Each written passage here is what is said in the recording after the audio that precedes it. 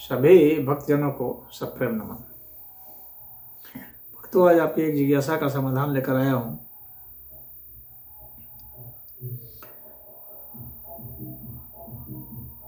जिज्ञासा यह है कि डॉक्टर भीमराव अंबेडकर ने हिंदू धर्म क्यों छोड़ा। इसका मतलब है हिंदू धर्म अच्छा नहीं है, तभी छोड़ा।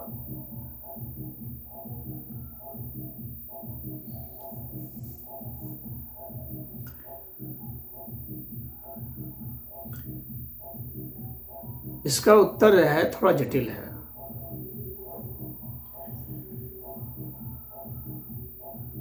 हिंदू धर्म की दार्शनिक श्रेष्ठता में तो अंबेडकर भी विश्वास करते थे।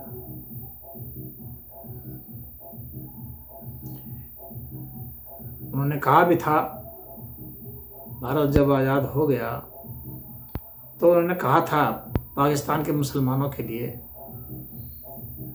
कि तुम लोग जाति विद्वेष में आकर के हिंदुओं से अलग मत होना, हिंदुओं के साथ रहना।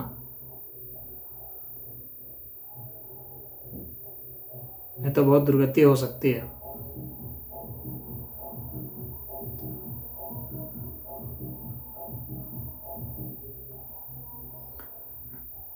तो श्रेष्ठता तो वो समझ रहे थे, दार्शनिक श्रेष्ठता, लेकिन जातिगत भावना से वे कुछ ज्यादा पीड़ित थे।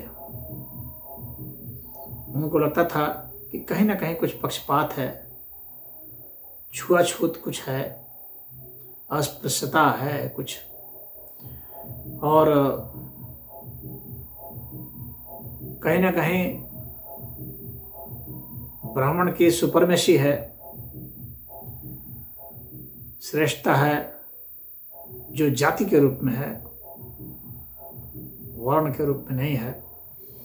तो उसको तोड़ने के लिए और वंचितों को स्थान दिलाने के लिए उन्होंने संघर्ष किया, काफी किया।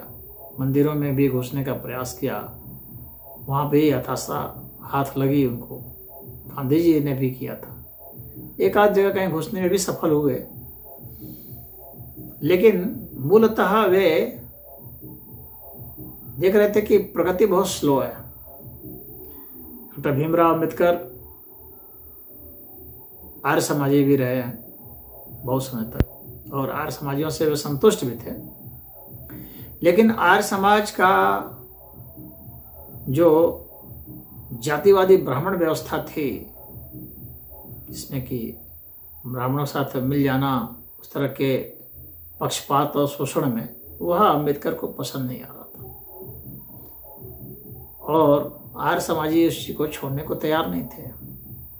हालांकि आर्य समाज जातिवाद में विश्वास नहीं करता, लेकिन यजन पूजन ये सब जो था उसमें कि कुछ ब्राह्मणों को वे तरजीह देते थे और कहीं कहीं साथ होते थे। हालांकि आर्य समाज में तो यजन कोई भी कर सकता है, परंतु अंबेडकर को कहीं ना कहीं वो बात खटकती थी। इसलिए वो फिर कबीरपंथी भी कुछ समय तक रहे, कबीरपंथियों के बीच में भी रहे, अध्ययन कर रहे थे वे इसका जैनियों का भी, ईसाइयों का भी, इस्लाम का भी अध्ययन किया। लेकिन उन्होंने पाया कि दार्शनिक रूप से तो सनातन धर्म ही श्रेष्ठ है। उसके बाद उनको लगा कि नहीं, बौद्ध धर्म फिर ठीक है, और बौद्ध धर्म को उन्होंने लगा कि इसमें भेदभाव कम है और शांति की बात है, शालीनता की बात है। और हालांकि उनको पूरा पढ़ने का भी उसको पूरा मौका नहीं मिला, और बहुत जल्दी फिर गुजर भी गए वे, अन्यथा बौद्ध धर्म के भी उपद्रवों को वो पढ़ लिए होते। बौद्ध धर्म के भीतर भी जो जातिवाद है उसको देख लिए होते, जो पक्षपात है उसको देख लिए होते, स्त्रियों के प्रति जो कुंठा है, स्त्रियों को जो वंचित किया गया है बौद्ध धर्म में, उसको भी देख लिए होते, तो उसी को देख लिए होते, परंतु उन्हें इतना मौका नहीं मिला और समय ने उनको पहले ही उठा लिया।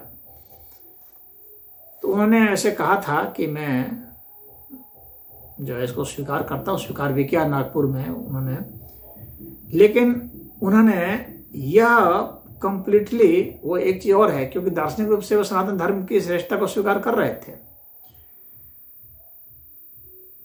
तो इसलिए उन्होंने वैसा रास्ता चुना कि सनातन से अलग भी नहीं हुआ जाए और अलग भी हो जाए। जो अवेलेबल था विकल्प, उसमें उनको इसीलिए बौद्ध धर्म अच्छा लगा कि उनको लगा कि मैं सनातन में ही रहूंगा और सनातन में ही रहते हुए सनातन से अलग भी हो जाऊंगा, एक तरह से, यानी हिंदुओं से अलग हो जाऊंगा, हिंदू भी रहूंगा।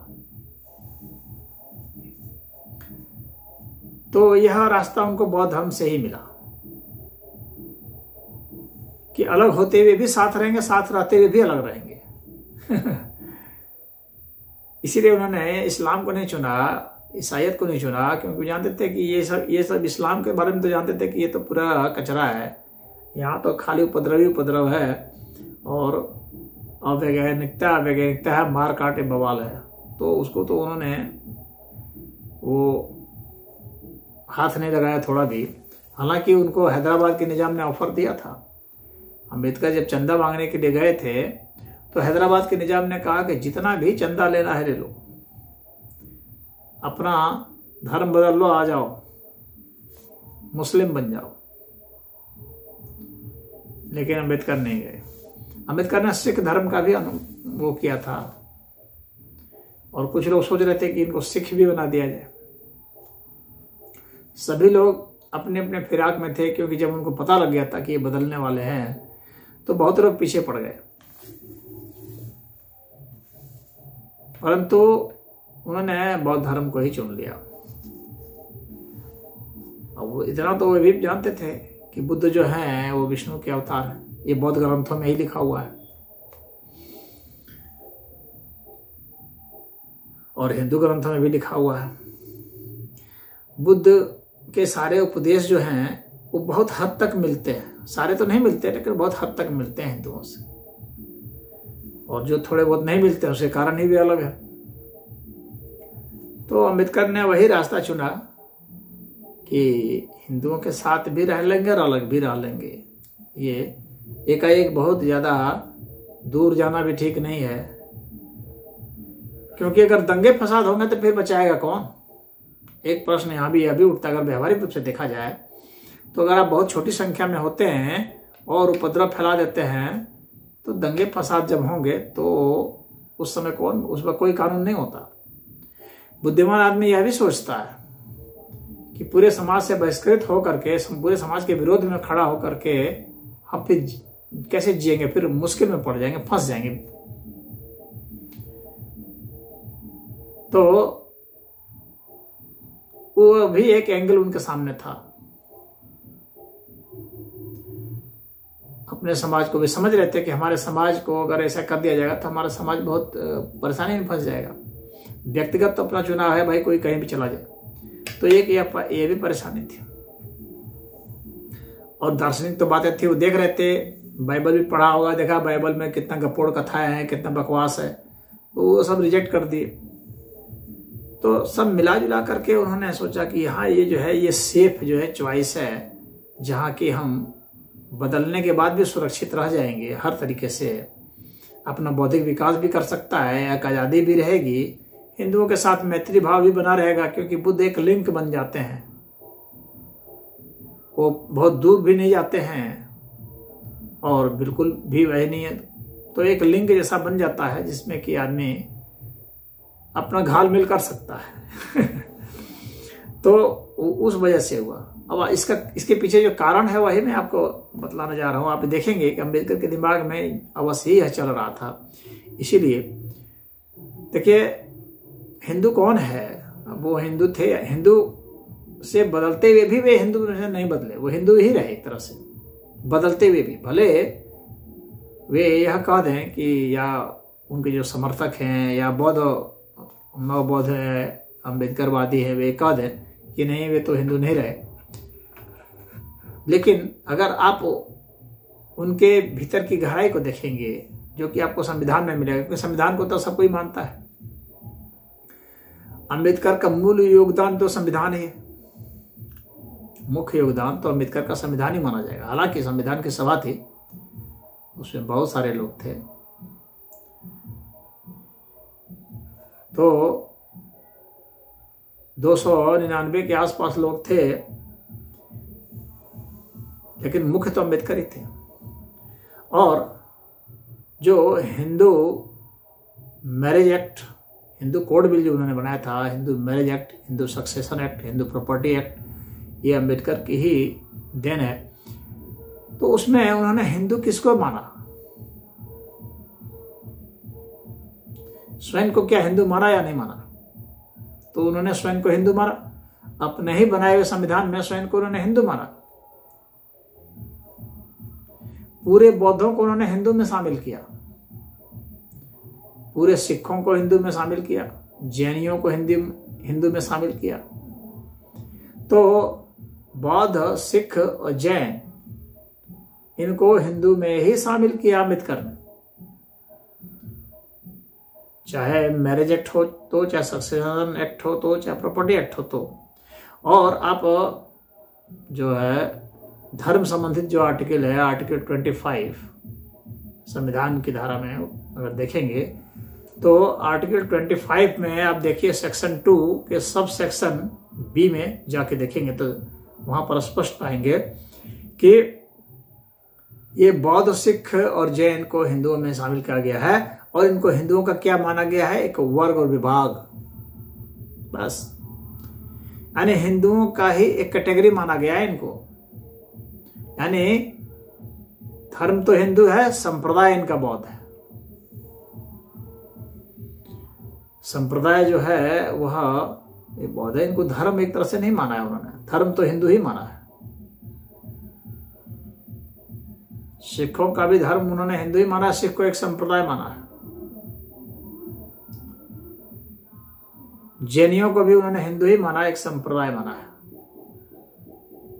धर्म से हिंदू और संप्रदाय से जैन, धर्म से हिंदू, संप्रदाय से बौद्ध। तो वो बौद्ध मतावलंबी हो गए, लेकिन हिंदू धर्म में ही रहे। तो धर्म बदलते हुए भी उन्होंने धर्म नहीं बदला एक तरह से। और ये उनका जो मुख्य योगदान है, जो उनका संविधान है, उसे ही बदल जाता है। अन्यथा वे इनको अलग अलग कैटेगरी में रख देते, सिखों को अलग रख देते, जैनियों को अलग रख देते, बौद्धों को अलग रख देते, वे रख सकते थे। लेकिन उन्होंने इनको कैटेगरी में रखा, माना कि ये संप्रदाय है, न कि अलग धर्म है। इसीलिए डॉक्टर भीमराव अम्बेडकर ने हमारी समझ से हिंदू धर्म को छोड़ते हुए भी हिंदू धर्म नहीं छोड़ा। वो इसी तरह से है जैसे परिवार में एक विभाजन होता है, तो वो घर का ही आदमी रहता है, वे पहले से ही जो कमरा था वही बगल वाला कमरा एक दे दिया गया, चलो ठीक है भाई रह लो, तुम अलग हो गए हो तो रह लो एक उसमें, तो रह लिया, लेकिन परिवार में ही तो रहा। तो वो सिस्टम जो है अम्बेडकर ने अपनाया था हमारी समझ से। अब तो और आप देखेंगे संविधान को ही हम लोग मुख्य मानते हैं, तो संविधान में ये संविधान के तहत अम्बेडकर लास्ट तक हिंदू ही रहे, बौद्ध मतावली में भी रहे, लेकिन धर्म से वे हिंदू ही रहे, सनातनी ही रहे। जैन धर्म में जाएंगे या सिख धर्म में जाएंगे या बौद्ध धर्म में जाएंगे, ये तो आप देखेंगे कि इनमें कुछ बहुत अंतर नहीं है। सनातन धर्म में जो बताई गई है, जो बातें हैं, जो साधनाएं, उनसे मिलती जुलती ही बातें यहाँ संबंध हैं, इन्हीं से निकले हुए हैं। ये सब एक ब्रांच है, मुख्य पेड़ तो सनातन का ही है। तो अलग होते हुए भी अलग नहीं हुए हैं, और वो लास्ट तक भी रहे। और प्रमाण के रूप में संविधान स्वयं ही प्रमाण है।